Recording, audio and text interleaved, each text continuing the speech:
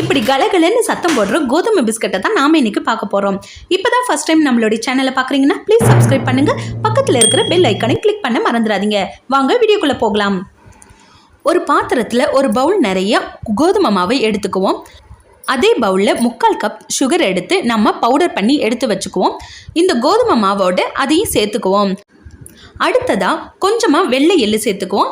வெள்ளை எள்ளு தான் சேர்க்கணும்னு அவசியம் இல்லை, கருப்பு எள்ளு கூட நீங்கள் சேர்த்துக்கலாம். இதோட 1/2 கப் அரிசி மாவு, கொஞ்சமாக உப்பு சேர்த்து நம்ம நல்லா பிணைஞ்சு எடுத்துக்குவோம். பிணைஞ்சதுக்கப்புறம் தண்ணி விட்டும் நல்லா பிணைஞ்சுக்குவோம். தண்ணி விட்டு சேர்க்கும்போது கொஞ்சம் கொஞ்சமாக சேர்த்துக்கோங்க. ஏன்னா நம்ம சுகரும் சேர்த்துருக்கிறதுனால அதில் உள்ள நீர் பதமும் இறங்கும். ஃப்ரெண்ட்ஸ், நம்ம சேனலில் நிறைய வீடியோஸ் அப்லோட் பண்ணுறோம், ப்ளீஸ் விசிட் பண்ணி பாருங்கள். அடுத்ததாக எண்ணெய் விட்டு மேலே ஸ்ப்ரெட் பண்ணி விட்டு கொஞ்சம் நேரம் ஒரு 10 நிமிஷம் மூடி வச்சுருங்க. இந்த மாவோட பக்குவம் பார்த்திங்கன்னா ஒரு சப்பாத்தி மாவு பக்குவத்துக்கு தான் இருக்கணும். அதுக்கு மேலே தண்ணியாகவும் பிணைஞ்சிடாதீங்க. அடுத்ததாக கடாயில் எண்ணெயை விட்டு நல்லா சூடாகிற வரைக்கும் வெயிட் பண்ணுங்கள். இந்த பக்கம் மாவு நல்லா ஊறிடுச்சு. அடுத்ததாக இதை நம்ம ஒரு 2 உருண்டையாக நம்ம எடுத்துக்குவோம். சப்பாத்தி கட்டையில் கொஞ்சமாக மாவை ஸ்ப்ரெட் பண்ணி விட்டு நம்ம உருண்டையை உருட்டி வச்சுருக்கிறதுல ஒரு பங்கை மட்டும் எடுத்து நல்லா தேய்ச்சி எடுத்துக்குவோம்.